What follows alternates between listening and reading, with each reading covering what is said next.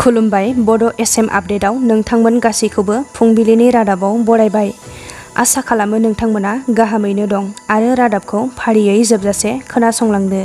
सेथि खौराङाव दङ क'क्राझाराव सासे बर' आइजोआ आखाइनि हाबा मावना गोग्गानाय लाबोदों। बादायारि मुगायाव आइजोफोराबो हौवा माहारिजों समान दावगादों। आइजोफोराबो सोलोंथाइजों लोगोसे गेलेमु आरो गुबुन गुबुन हाबा-हुखायाव हौवा माहारिजों समान जायगा आवग्रिनो हादों। क'क्राझार सहरनि साहा फारसे 10 किल'मिटार जानथायाव थानाय बालाजान थिनालि सुथारपारा गामिनि सासे बर' आइजोआ हौवा माहारिजों समान समान गावनि आखाइजोंनो जेखाइ, खबाइ, खफ्रि, सेन, खखा, फाक्कानि फुल दोनग्रा टाब बायदि बायदि आइजें आइला बानायना दिहुनदों आरो न'आवनो फानहरदों। बालाजान थिनालि सुथारपारा गामिनि थागिबि रुटमनि मुंनि सासे बर' आइजोआ जेबो ट्रेनिं लायाबालानो कर'ना भाइरासनि लकडाउन समाव गावनि आखाइजोंनो गुबुन गुबुन रं बिरंनि फुल दोनग्रा टाब, जेखाइ, खबाइ, खफ्रि, गिसिब, खखा बायदि बायदि आइजें आइलाफोरखौ बानायना ओनसोलनि आइजो माहारिनि गेजेराव गोग्गानाय लाबोदों।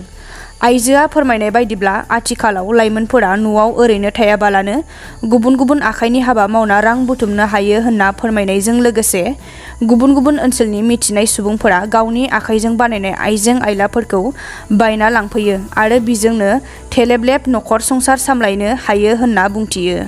नैथि खौराङाव दङ माहारियारि नायबिजिरसं एजेन्सि सुंद'यै एनआइएआ एनएलएफबिनि गाहाय एम बान्थाखौ जायफोरा दिन्थिनो हागोन बिनो नोगोद 10 लाख रां बान्था होनाय जागोन होनना फोसावनायनि उनाव पुलिस आरो रौनिया हान्जाया एनएलएफबिनि दैदेनगिरि आरो सोद्रोमाफोरखौ गोख्रों सनदानगासिनो दङ होनना फोरमायदों क'क्राझार पुलिसआ। समबाराव क'क्राझार प्लेनेटरियामाव पुलिस बिफाननि बानजायनायाव बर' लाइमोनफोरखौ पुलिस आरो रौनिया लोगोसे पेरामिलिटारियाव थिसननाय आगु फोरोंथाइ मावबादा बेखेवनाय हाबाफारियाव बाहागो लानानै क'क्राझार जिल्लानि उफ्रा पुलिस बिबानगिरि सुरजित सिंह पानेसरआ बुंथियो दि गोदानै जोनोम जानाय हाथियार लानानै सोमावसारग्रा हान्जा एनएलएफबिनि दैदेनगिरि एम बान्थाखौ गोख्रों नायबिजिरगासिनो दं होनना बुंथियो। बे हाबाफारियावनो क'क्राझार जिल्लानि एमपि प्राटेक बिजय थुबिया बुंथियो दि बिटिसिनि गाहाय मावफुं सोद्रोमा प्रमद बर'नि बिथोन बादियै बिटिआर ओनसोलाव थानाय बर' लाइमोनफोरखौ जर'खायै पुलिस आरो पेरामिलिटारियाव थिसननांगौनि उफ्रा फोरोंथाइ बादा हाबाफारिया क'क्राझारावबो मैयानिफ्राय जागायजेनबाय होनना फोरमायो। बे हाबाफारियावनो सिआइएसएफनि कामान्डेन्ट हेमेन्त कुमार ब्रह्मजों लोगोसे क'क्राझार जिल्लानि गोबां लाइमोनफोरा बाहागो लायो। थामथि खौराङाव दङ महामारि कर'ना जिउसानि थासारिखौ नोजोर होनानै गुवाहाटी मुलुग सोलोंसालिमानि थामथि सेमिस्टारनि आनजादखौ बोखांना होदों। गुवाहाटी मुलुग सोलोंसालिमाया समबाराव गांसे फोसावलायनि गेजेरजों मोनथि होदों। गुवाहाटी मुलुग सोलोंसालिमानि थामथि सेमिस्टार आनजादखौ केन्सेल खालामबाय। खुंफुंजागोन 6थि सेमिस्टारनि जोबथा आनजादा। गुवाहाटी मुलुग सोलोंसालिमानि खुंफुंजानो गोनां थामथि सेमिस्टारनि आनजादखौ बे समाव बोखांना होनायजों लोगोसे 6थि सेमिस्टारनि आनजादा अदेबानि जोबथा आनजादखौ बे समाव खुंफुंनो बिथांखि लादों। मख'थावना दि महामारि कर'ना जिउसानि थासारिखौ नोजोर बोनानै गुवाहाटी मुलुग सोलोंसालिमाया 6थि सेमिस्टारनि आनजादखौ अनलाइननि गेजेरजों खुंफुंनो थि खालामदों। 60% सिलेबासनि गेजेरजों 6थि सेमिस्टार अदेबानि जोबथा आनजादखौ फैगौ आगस्त दाननि नैथि खोलोबाव खुंफुंनाय जागोन होननानै मोनथिहोयो। ब्रैथि खौराङाव दङ नसुंनि दैयाव दोना दोननाय खुन्थियावनो 15 बोसोरनि सिख्लासाखौ मोननो हादों। रबिबार बेलासिनिफ्रायनो गोमाना दंमोन गथ'साया। गोमानाय समनिफ्रायनो गथ'सानि नखराव रावबो गैयामोन। बिफा गैजायै गथ'सानि सासेल' बिमा आरो गथ'आ बे समाव बिमायनि न'आव दंहैयोमोन। गथ'साया न'आव हारसिङैनो साननि समाव दंमोन। बेलासे समाव बिमाय मोनहानिफ्राय फैनानै बिमा आरो बिनानावा नागिरब्लाबो नागिरनानै मोनाखैमोन गथ'साखौ। मैयासो नागिरनानै बिनि गोथै सह'खौसो मोननो हायो।